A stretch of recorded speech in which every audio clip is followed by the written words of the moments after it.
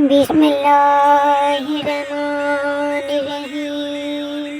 ایک مرتبہ یہودیوں کے کسی گھر شادی تھی۔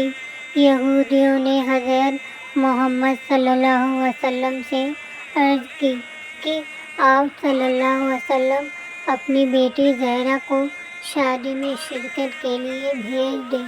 حضرت فاطمہ نے عرض کیا، ابو جان، آپ کو بہت سخت توہین ہوگی، کیونکہ ان کی عورتیں عمدہ لباس و زیورات سے مزین ہوں گی اور میرے پاس وہی پھٹے پرانے کپڑے ہیں۔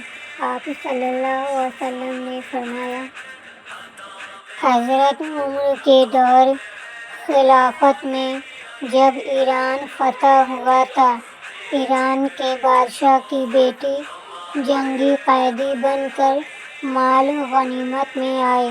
جب مال غنیمت تقسیم ہونے لگا تو اہل مدینہ سوچنے لگے کہ دیکھتے ہیں بادشاہ کی بیٹی کس خوش نصیب کے حصے میں آتی ہے۔